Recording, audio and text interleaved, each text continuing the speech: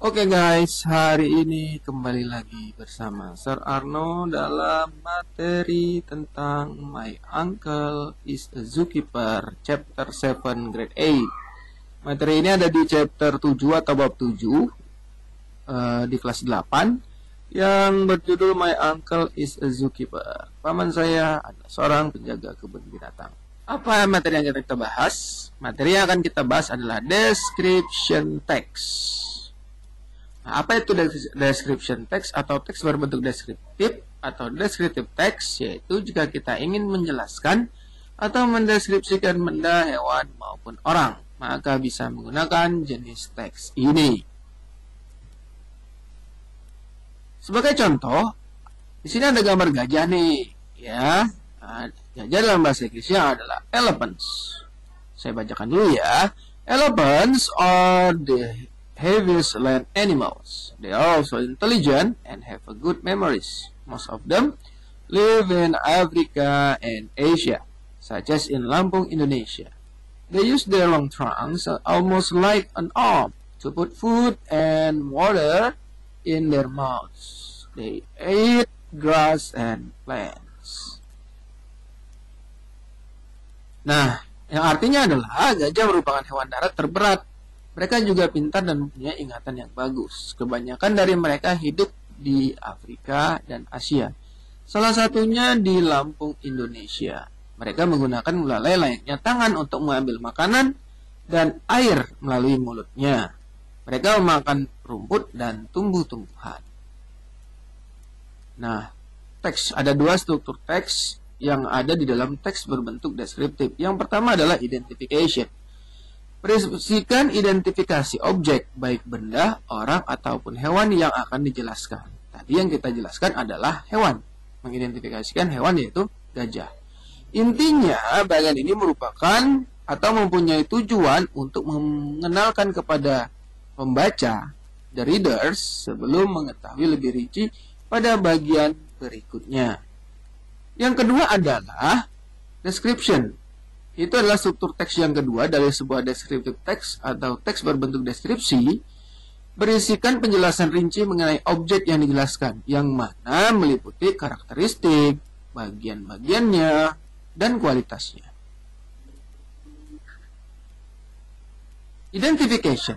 Sebagai contoh, pada saat kita melihat teks ya yang berjudul elephants tadi, identification-nya adalah elephants are the heaviest land animals. Ini merupakan identification. Elephants are the heaviest land animals. Merupakan pengenalan daripada hewan yang akan dijelaskan. Nah, sekarang kita lihat yang berikutnya. Yang berikutnya adalah description. Nah, seperti yang kita ketahui tadi, description adalah penjelasan rinci mengenai objek yang dijelaskan yang mana meliputi karakteristik, bagian, dan kualitas-kualitasnya. Berdasarkan contoh yang ada di sini, bisa dikatakan bahwa dari they are also intelligent sampai dengan eat grass and plants merupakan description. Jadi, kalau kita lihat pada slide sebelumnya, bisa dikatakan bahwa ya dari they are also intelligent and have good memories. Most of them live in Africa and Asia. Ini merupakan bagian-bagian ataupun kualitas yang dijelaskan pada saat mengenalkan identification. Jadi they are also intelligent, have a good memories sampai dengan they eat grass and plants, ini merupakan description-nya atau penjelasan ya mengenai karakteristik daripada gajah, bagian-bagian daripada gajah maupun kualitasnya.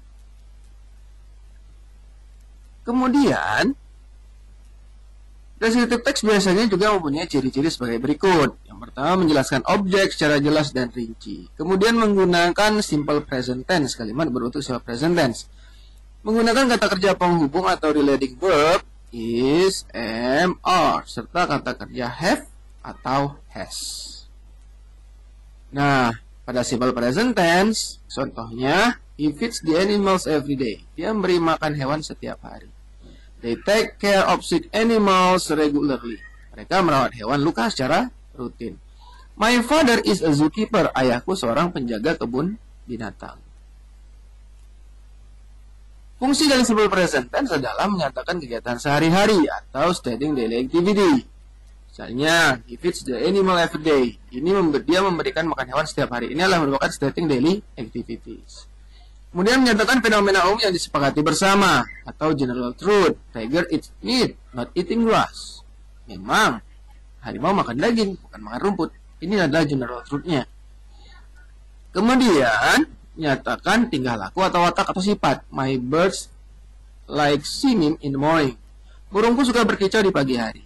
Nah, itu tingkah laku daripada burungnya si penulis. Menyatakan kegiatan yang sudah terjadwal. The zoo usually opens at 8 AM. Kebun binatang itu biasanya buka pada jam 8 pagi. Nah, ini adalah biasanya. Ya, itu adalah terjadwal. Kegiatan yang sudah terjadwal. Kemudian dari struktur simple present tense bisa kita katakan kalau misalnya berbentuk nominal artinya dia menggunakan to be, maka simple present tense formulanya sebagai berikut. Yang pertama adalah simple subject to be as in are plus adjective ataupun adverb. Misalnya elephants are sebagai to be, elephants sebagai subject.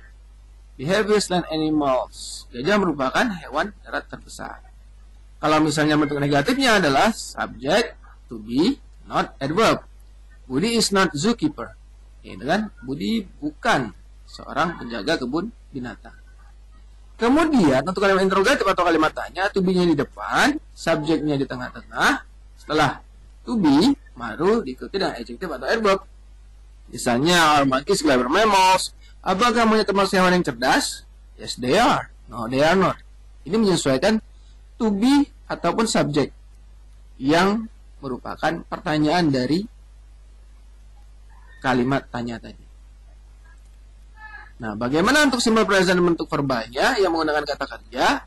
Ada subjek, ada kata kerja pertama ditambahkan s atau is. Misalnya, elephants eat grass and plants. Gajah memakan rumput dan tumbuhan.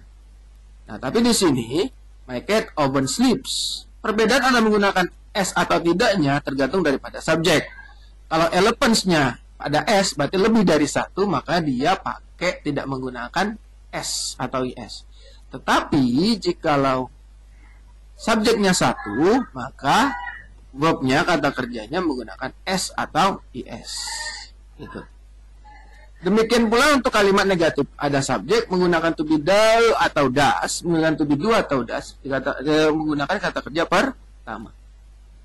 Bear does not eat grass. Burung tidak makan rumput. Kenapa menggunakan does? Karena burungnya satu. Sedangkan monkeys do not live. Kenapa menggunakan do? Karena monkeys itu banyak. Dia menggunakan s di sini. Bagaimana dengan kalimat interrogatif? Do atau does, to be-nya dulu ditambahkan subjek, kata kerja pertama, baru objek, tanda tanya atau question mark. Do dan does di sini sudah mempunyai artinya apakah. Do bears eat meat? Apakah beruang makan daging? Yes, they are. Kenapa menggunakan they? Karena bears-nya lebih dari satu. Makanya to be-nya menggunakan do. Does your bird have a red color? Apakah burungmu mempunyai warna merah? Mengapa dia menggunakan does? Karena ditanyakan your bird. Burungmu. Burungnya adalah satu. Maka dia menggunakan does. Dan jawabannya no, it does not. Nah, penanda waktu time signal simple present tense adalah menggunakan verb frekuensi. Misalnya ada menggunakan always, seldom, sometime, rule, often, normally, common, generally. Dan maknanya bisa kita lihat di sini. Dan untuk penanda waktunya lagi ada verb of time menggunakan every, 7, every ini adalah setiap, ya. Kemudian at 7 jam 7, ya. Dan in the morning di pagi hari. Ini banyak makna-makna daripada simple present continuous sebagai penanda waktu. Mungkin demikianlah untuk informasi yang bisa saya sampaikan. See you on the next video and see ya.